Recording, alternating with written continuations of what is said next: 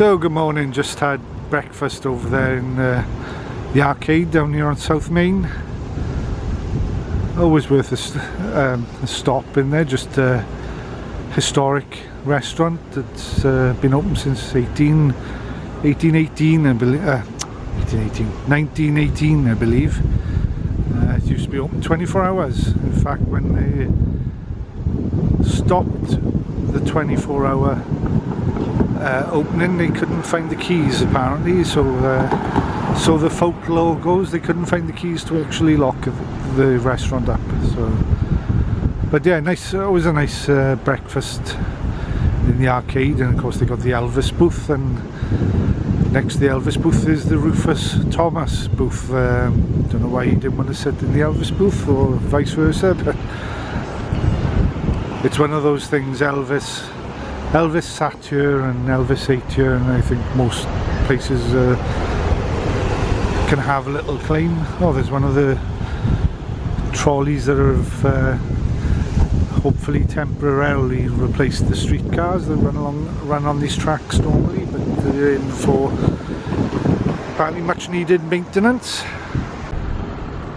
That's the old central station. It's now it's been repurposed now as a hotel. It's called the Central Station Hotel actually, and it does look very nice in there.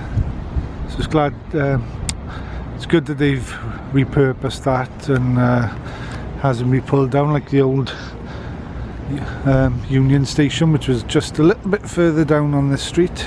This side of the traffic lights down there on the right, it's a post office station now, but post office building. And across from the arcade is the Ernestine and Hazel's. Upstairs there, it's downstairs doesn't look great, but upstairs is a bar and burger place that's apparently got a haunted jukebox.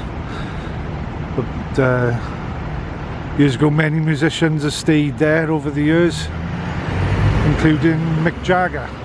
That's where the inspiration for the song Brown Sugar came from, was after his stay there. Yeah, Ernestine and Hazel's.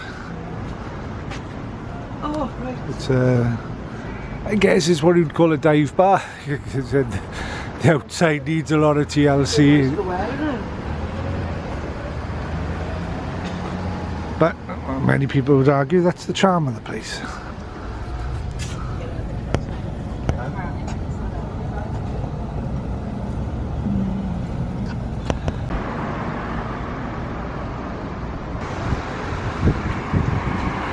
So we're now going to go further up here to Main, up on South Main, to the Blues Museum, which is just up there on where the road bends. So let's head up there.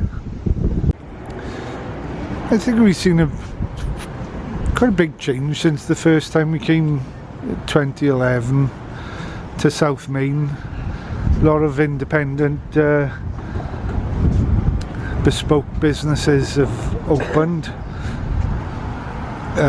coffee shops and boutiques and such like, but some have closed, some haven't managed to ride the quiet periods, because it still is quiet down here on South Main during the daytime hours at least.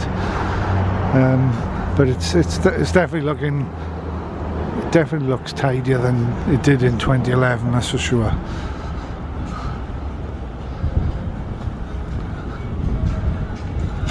Because these hotels up here now, this is the Arrive Hotel.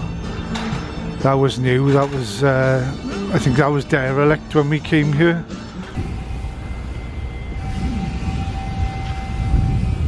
It gets busy down here on trolley nights. They have trolley nights, I think, and I'm not sure if they once a month on a Friday night they call it trolley nights, and this area is quite busy, certainly during those during that period.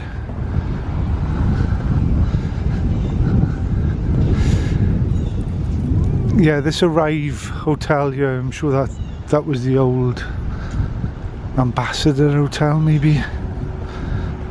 That was derelict for years and years,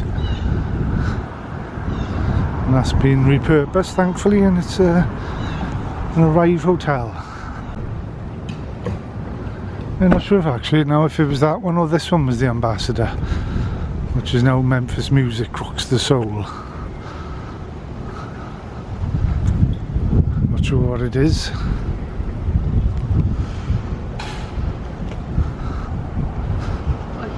What? Oh yeah, that looks like a storm. That looks like a stormy, doesn't it? It is a lot windier this morning, and yeah, that looks stormy. When we came out to the rest house, I looked up and I thought, that's darker than the rest of the sky. And now it's really dark. So we might get some rain now then.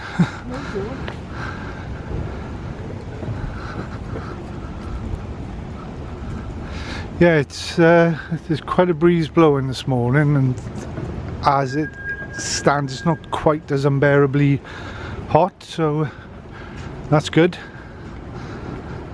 They're doing some work to the landscaping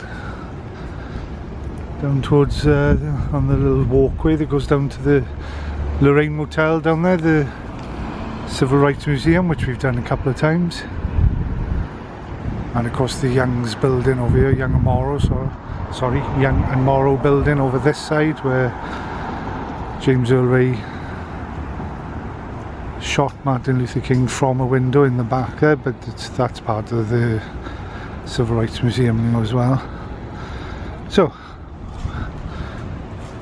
hopefully we're going.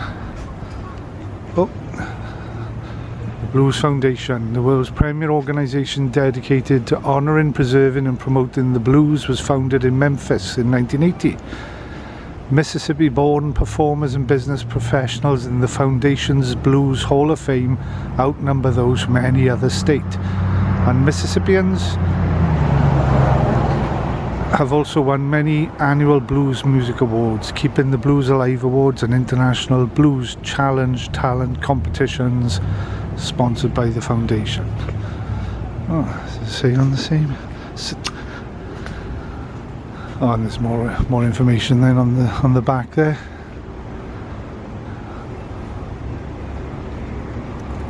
All known names to me, anyway, apart from James Cotton. I don't think I've heard of James Cotton.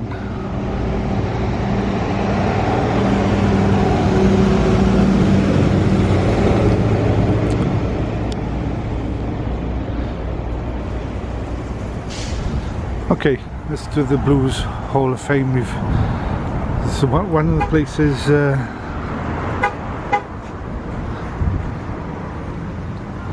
one of the places in Memphis we keep saying we're going to try and get round to doing, but never have. So this time round, that's the plan, if it's open. Yeah, so it is open. It's 10 AM it's open, so it's only 9:30. So we'll take a walk around with the Lorraine Motel, just as it's the next road down, runs parallel. Just go down there again, just to pass some time at the moment. Won't go in this time, unless we go in the gift shop. Oh, we could. Yeah, we could go in the gift shop. If it's open. Yeah, unless that opens at 10 as well. You're not sure? In which case we won't. Yes, this is the National Civil Rights Museum.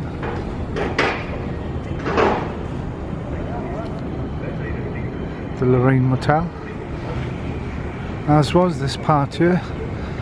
It was a Lorraine Hotel at the front of the building, but it was successful with African Americans doing the segregated South, of course, so they built this extension on the back as the Lorraine Motel, and it was that apartment 306 Martin Luther King was staying in on 8th of April 4th, 68, when he was assassinated, where the wreath is now. And he was shot from the window across the street. Back of the Young and Morrow building. a small window on the right. That small window there is where Angel Ray took the shot across the street.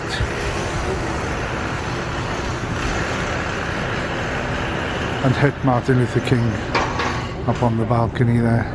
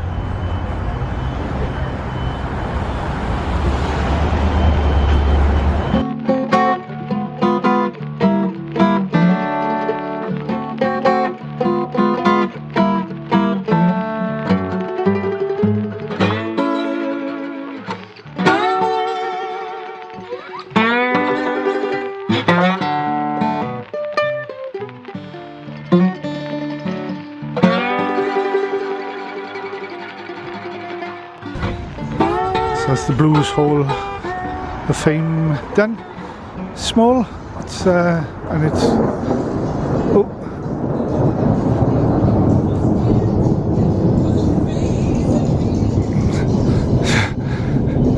storms come in.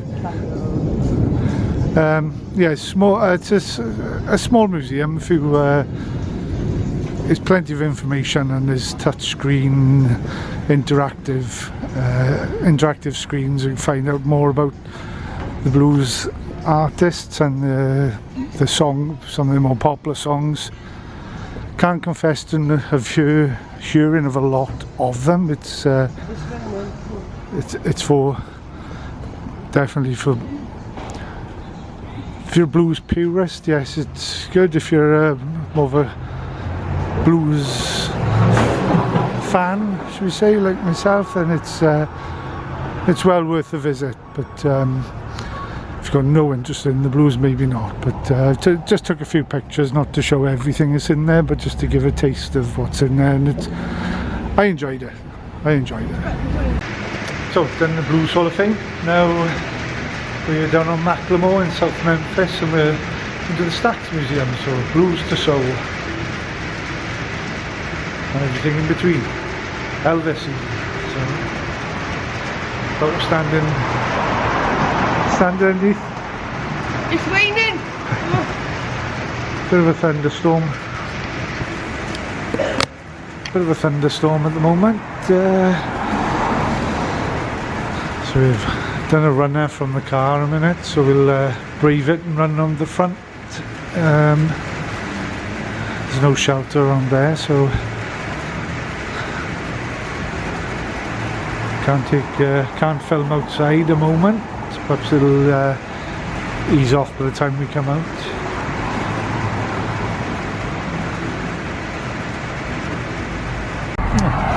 There's actually a little overhang sheltered, so that's the outside. I won't step over there though. It's raining quite a bit at the moment. So this is Stax recreation of the building that was torn down in the 70s after Stax went bankrupt. But it's been rebuilt in its original image, should we say then, the front, the facade. And then the museum is at the back, and the studio has been recreated as well. Fascinating. Yes, briefly stopped outside Lorraine Motel just now, and this whole section on it here. And yeah, apparently Steve Cropper, Eddie Floyd stopped by Wilson Pickett's room in the midnight hour.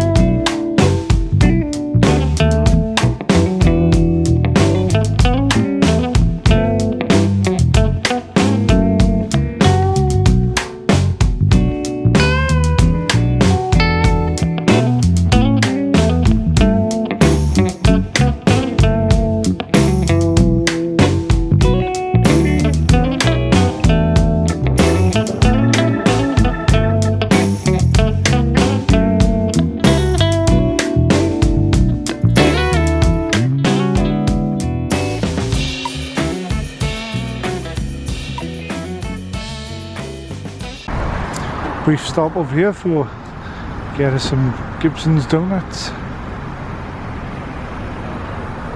They're very good.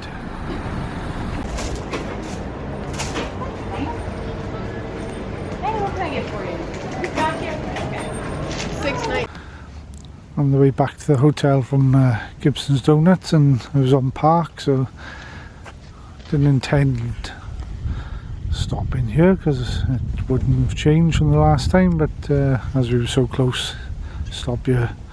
1034 Audubon Drive. Elvis's first house that he bought after becoming a star in 56, March 56. This house was bought.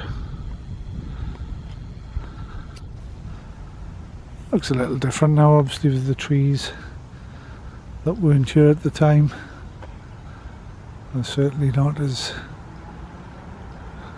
established as that.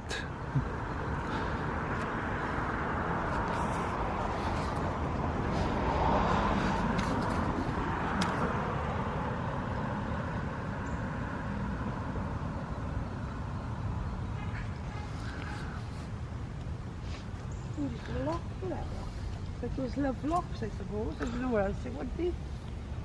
So it's not serving any purpose. So what are they doing with it? Nothing. It's part of, I think it's part of the university. Nobody would think they'd open it up for tours. So you have to book them like Aqua's house. Yeah. How come you wouldn't have crowds just that you could go book it? I don't. I don't know why they don't do that. Do you know what the back looks like? Well, I know what it looks like, but you can't go back there, like, you know. So lots happened in the Elvis's career while he lived here. That's on other videos I've done, previous occasions we've been here, so I won't go over it. But I just thought, stop, why not, so close.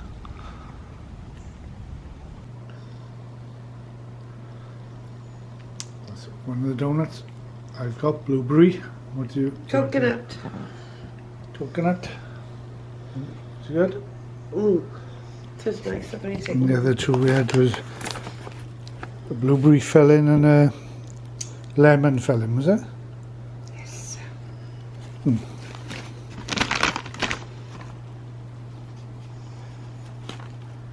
Very nice. We like a Gibson's donut.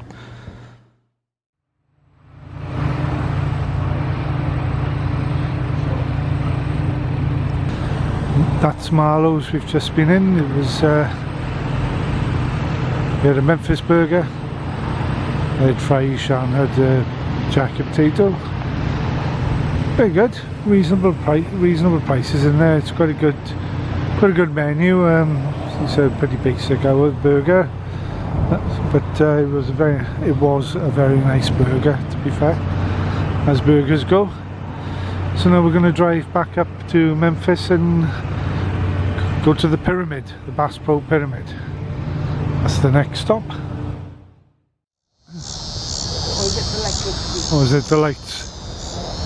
The lights. So it's coming from that side. No, it's coming from the tree. Yeah. The racket. Lots of people up on the lots of people on the lookout up there.